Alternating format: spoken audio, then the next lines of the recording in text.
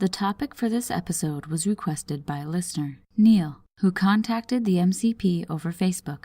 If you'd like to suggest a topic, you can do so on Facebook at Morbid Curiosity Podcast, on Twitter at Morbid Podcast, and on our website, www.morbidcuriositypodcast.com.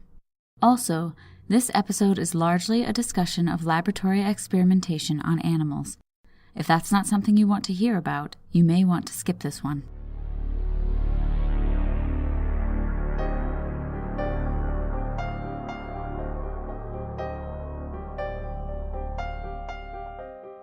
Humans are fascinated by gore and violence, but even more so the mysterious and unsolved. This interest in disturbing and unpleasant subjects is called morbid curiosity, and it has gripped hundreds of people throughout the ages. I am one of those people.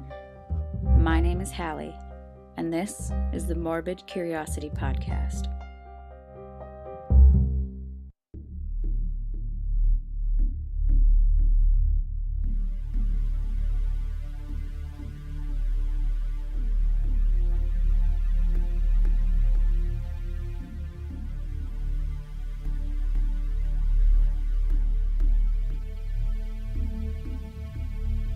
Being healthy is taken for granted by most humans, but for those of us that don't have health, be it physical or mental health, life becomes an unyielding struggle. Modern medicine seeks to find ways to ease the struggle for those affected by disease and disability, always exploring new ways to assist in that struggle. Small adjustments can make a world of difference, but some researchers are more radical, their procedures moving closer into the realm of science fiction. Like medical researchers, science fiction writers have been focused on the science of health and immortality since the beginning of the genre. Through various paths, from transplanting the consciousness of a person into a computer or robot, or even another person, to cloning, DNA manipulation, and other biological pathways, they have written of ways to preserve the mind and improve the body. One of the biological pathways that went from science fiction to actual scientific possibility is head transplantation, transplanting the head of one individual onto the body of another. The procedure involves the decapitation of the patient, severing the head completely from the body. Since the early 1900s, the idea of head transplantation has captured the imagination of scientists and also the general public. More recently, it has regained attention in the media due to the neurosurgeons trying to make it a reality and proposing to perform the procedure in 2017. With advances in medicine and specifically transplantation in the 1900s, the prospect that head transplants could become a reality blossomed.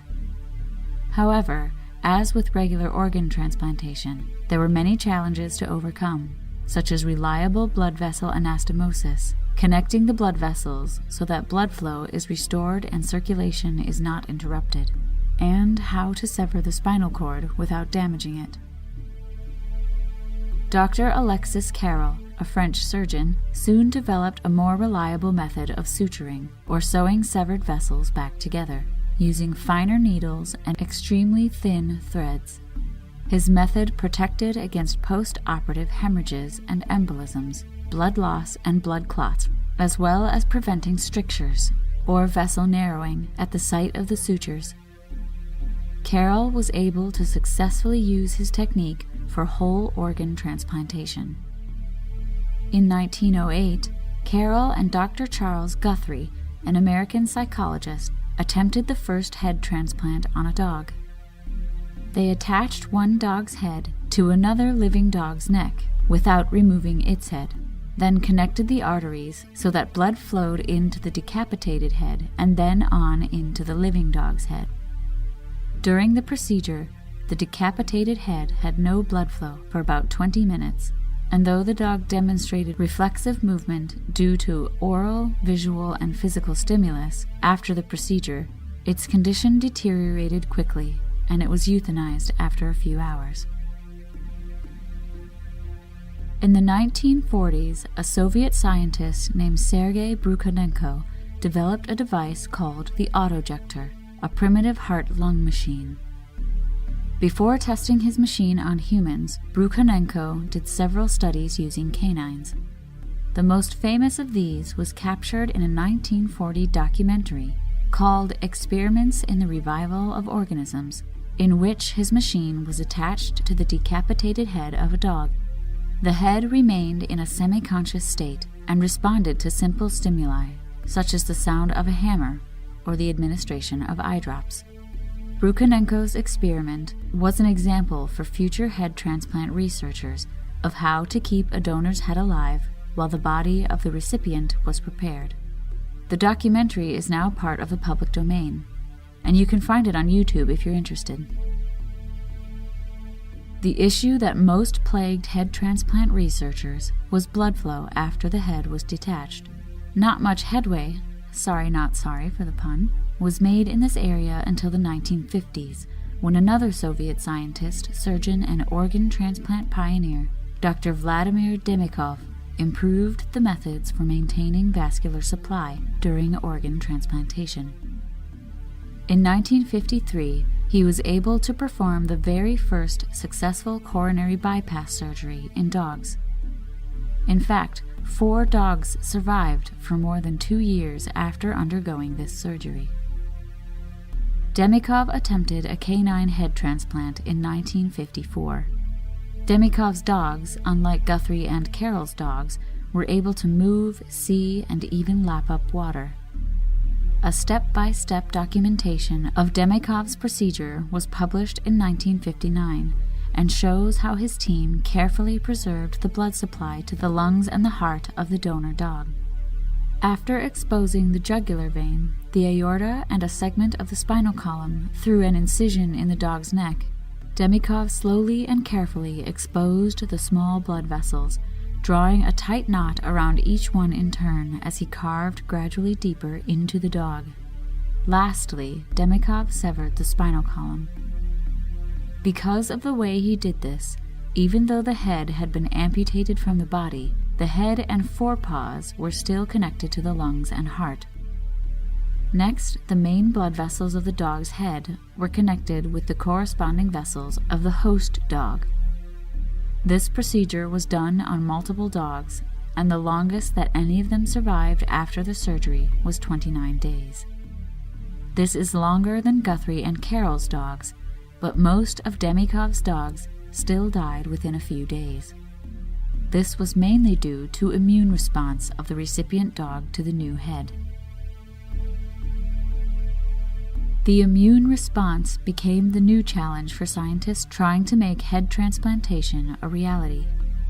There were no immune-suppressing drugs at the time, and without an effective way to prevent immune system rejections between the donor and recipient, Demikov's work had no chance of being tested on humans. The next person to attempt a head transplant was Robert J. White, an American neurosurgeon, in 1965. White's goal was not to transplant a head, but a brain onto an isolated body. This meant developing an entirely different procedure than his predecessors. Maintaining blood flow to an isolated brain was the biggest challenge for him. In order to do this, White created vascular loops to preserve anastomoses between the arteries of the donor dog. The procedure was called an autoperfusion because he allowed for the brain to be perfused, or supplied, by its own arterial system even after being severed. White then positioned the severed brain between the jugular vein and the carotid artery of the recipient on the neck. Using his procedure, White was able to successfully graft 6 canine brains to the arteries and veins, or vascular system, of the neck of 6 large recipient dogs. Though the dogs only survived between 6 hours and 2 days, when White monitored the transplanted cerebral tissue with an EEG, an electroencephalogram, a test that detects electrical activity in the brain, and compared the activity of the transplanted brain to the host dog's brain, he found that the transplanted brains were in a high-performance metabolic state after surgery. This indicated there was some functional success. White's procedure demonstrated the short-term possibility of a brain transplant, as opposed to an upper body transplant. He hoped to use these transplanted brains as a model system he could use for inducing tumor formation, meningitis, or encephalitis, in order to test whether the normal recipient animal's circulating blood could possibly restore functionality to injured brains. With this breakthrough, White decided to try his procedure on a more human-like creature. In 1970, with much controversy surrounding the operation, White performed the first brain transplant, or as he called it, a cephalic exchange transplantation, on a primate. He performed 4 of these procedures, in which he moved the head of a monkey from one body to another, using a direct suture of the carotid and jugular veins. Due to the spinal shock and hypotension following the cutting of the spinal cord, neurotransmitter infusion was started, and a mechanical lung support was maintained throughout the remainder of the experiment. 3 to 4 hours after each surgery, each cephalon, or transplanted monkey's head, was able to chew, swallow food, track with its eyes, and bite. EEG monitoring showed that the heads appeared to be awake. Despite these advances, blood flow in the cephalon was still an issue, and the heads only survived for between 6 and 36 hours. The sutures in the jugular vein caused constriction, interrupting blood flow from the head. Because of this, the cephalons needed continuous infusion with heparin, a compound that inhibits blood coagulation and clotting. However, with heparin, there was no clotting at all, and blood loss became an issue. The heads also needed constant respiratory support that just wasn't available at the time. These issues weren't addressed for years until 2015, when a Chinese surgeon, Xiaoping Ren, experimented with cutting only certain blood vessels. By cutting only one carotid and jugular vessel, Ren's method minimized trauma to the recipient, prevented development of ischemia, or inadequate blood supply, and also allowed for actual intact brain function. Over half of the mice he practiced his procedure on survived longer than 24 hours, with the longest surviving mouse living for 6 months. When White was performing his transplant experiments, immunosuppressive agents were finally available. Using these drugs, White was able to prevent the occurrence of rejection reactions in the monkey head transplantations, but this came at a cost: extremely high doses of immunosuppressive drugs. In fact, the high doses actually contributed to the deaths of White's monkeys 9 days after surgery. It wasn't until 1999 that a combination of immunosuppressive agents was discovered to be effective in preventing rejection without the toxicity, if used in small doses. This combination of drugs was used in 2006 for the first successful human face transplant. Whether or not these newer immunosuppressive agents will hold up in a human head transplant remains to be seen. It's difficult to study immune rejection in head transplant patients because of their short-term survival. However, Ren believes that his procedure, which extends survival in head transplant patients, will allow for better study of immune-mediated rejection reactions.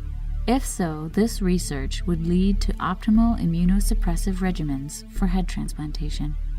Another part of head transplantation that White and his predecessors struggled with was connecting the donor and recipient's spinal cords. During his experiments with primates, White realized that severing the spinal cord during the transplantation procedure resulted in needing continuous respiratory support after the transplant. It was only recently, with Ren and an Italian neurosurgeon, Dr. Sergio Canavero, that the question of how to successfully fuse the donor and recipient spinal cords in order to gain motor function was addressed. Before Ren's procedure, spinal cord transection was done between cervical vertebrae C3 and C4, a spot on the neck just below the head. Severing the spinal cord in this location didn't preserve the brainstem of the donor, and therefore the head's independent breathing and circulation were lost. making life support machines necessary to keep the head alive. In contrast, by maintaining the donor's brainstem, Wren's donor animal could breathe on its own after surgery. Around the same time as Wren, Canavero put forth his own head transplant procedure, one he called Heaven, or Head Anastomosis Venture. A part of Heaven that has set the procedure apart from previous attempts was a phase called Gemini. This component of the procedure addressed spinal cord integrity by using an acute, tightly controlled spinal cord transection, or cut. Canavero believed that a controlled cut would minimize the damage to the brain, maintain the integrity of the spinal tissue, and aid in recovery and fusion of the donor and recipient spinal cords. Canavero hopes to use this knowledge to perform a transplant on humans. However, he has only studied the effects of the procedure on animal models, including cats, rats, and mice, all of which have different spinal cord circuitry and regenerate differently than humans. Similar experiments were attempted on primates, and though they did recover the ability to reach and use their fingers, the precise mechanism of healing was unclear. Much more research of the molecular basis and fundamental physiology of the brain is needed before this method can be attempted on a human. Other procedures for healing the spinal cord have been experimented with. In 2004, a team led by Dr. Richard Borgens at Purdue University treated paraplegic dogs with PEG injections, polyethylene glycol, a polymer known as a fusogen. When using PEG 72 hours after their spinal cord injury, it was found that more than half of the treated dogs were able to walk within 2 weeks of treatment. Again, there are significant differences between canine and human spinal cord anatomy, which would have to be addressed before this therapy could be used in humans. Despite this information, in his Gemini protocol, Canavero described his plan to use the fusogen PEG to heal the spinal cord tissues during a human head transplant. Although a Phase 1 safety trial, meaning the process has already been successfully tested and found safe in animals, and using PEG on uninjured human volunteers has been successfully completed, further exploration and testing is needed before applying PEG to injured humans. In a recent editorial about his Gemini procedure, Canavero proposed that in addition to fusogens, electrical stimulation could be used to speed up recovery of the neurons that are severed when the spinal cord is cut.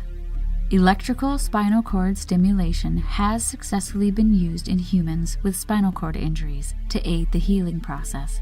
However, the cases in which this procedure was used were not people whose spinal cords had been cut. They had other injuries and had been through other forms of rehabilitation as well. Again, further study is needed to understand how safe and effective spinal cord stimulation might be after a spinal cord transection.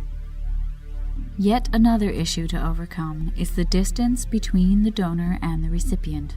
If and when a head transplantation is performed on humans, there will be a period of blood pressure loss as the head is moved the short distance between the gurneys that hold the donor and the recipient. A way to prevent this loss is problematic. One theory suggests using induced hypothermia to reduce the damage during this transition. Induced hypothermia is a treatment widely used to protect the brains of patients with cardiac arrest, stroke, and hypoxic ischemic encephalopathy, a brain injury caused by oxygen deprivation. In White's early experiments with monkeys, he implemented deep hypothermia, where the body is cooled to less than 25 degrees Celsius or 77 degrees Fahrenheit in order to protect the transplanted brain during ischemic periods of the procedure, when a lack of blood supply caused a shortage of oxygen and glucose to the brain. Wren, on the other hand, was able to successfully carry out a mouse head transplantation using only moderate hypothermia, the body only hitting 29 to 33 degrees Celsius or 84 to 91.4 degrees Fahrenheit. In addition to inducing hypothermia, there has also been research into pharmacologic agents being used to preserve brain function after ischemic periods. One of these, perphterin, is a gas-transferring fluorinated organic compound that has been used as a blood substitute during hypothermia. It has been shown to protect and maintain cerebral oxygen levels in a randomized trial of 50 patients. However, and again, more research is needed to show how effective these procedures would be in practice. One final issue that was not addressed early on by head transplant researchers, likely because they performed their experiments on mice and primates, is pain. Canavero's team published a paper in 2016 that states that pain is a possible post-operative complication following head transplantation. It made me snort reading this, because it seemed rather obvious to me, even before I did all this research for the episode, that having your head cut off and sewn on to another person's body would hurt. A lot. One suggestion for dealing with the pain of such a procedure is the creation of a selective lesion, basically an injury, in the white matter on the lower side of the brain that targets the sense area for chronic pain.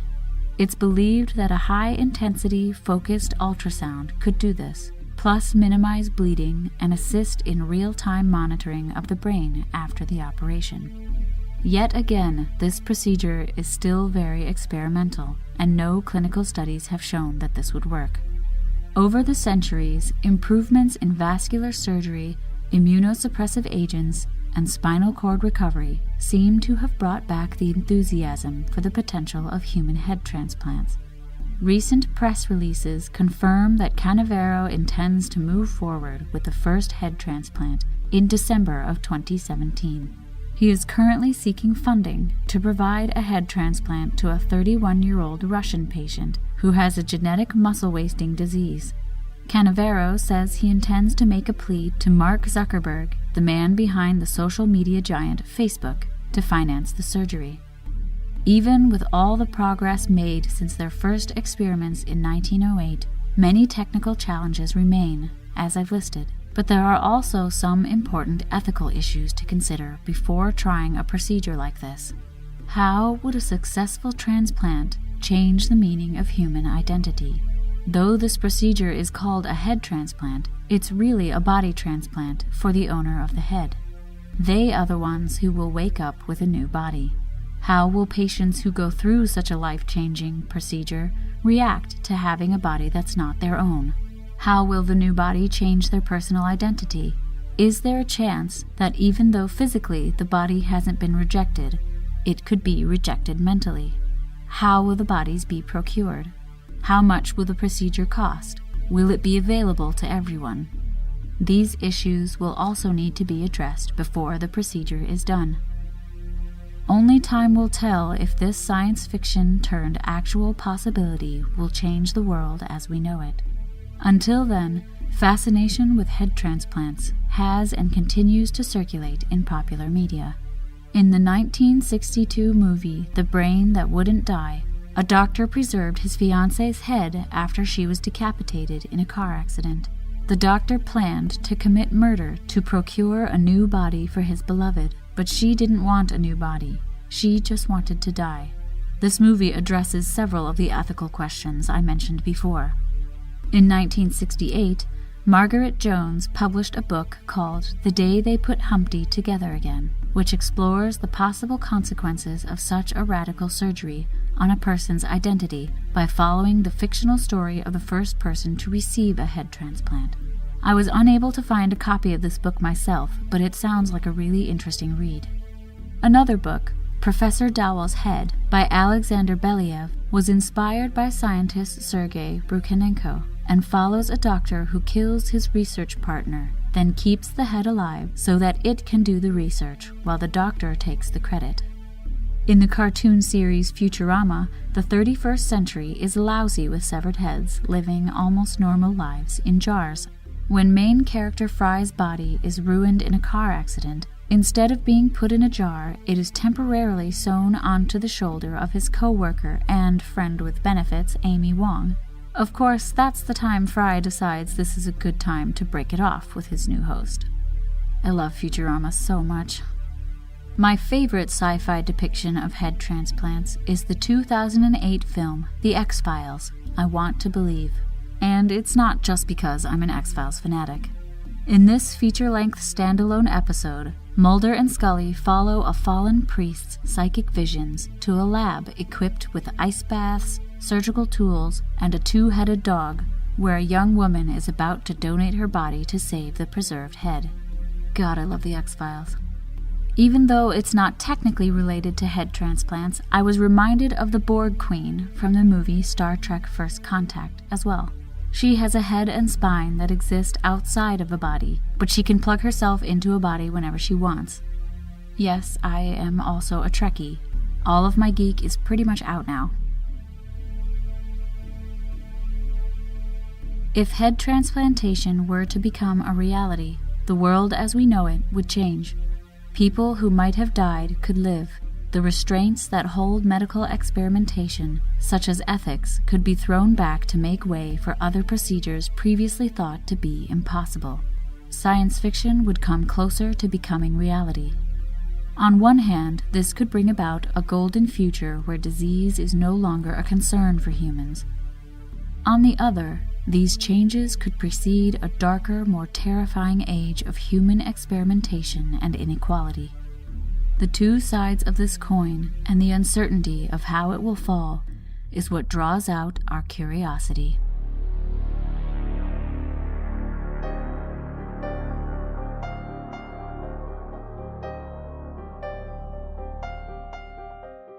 The Morbid Curiosity podcast was produced by H. Lloyd.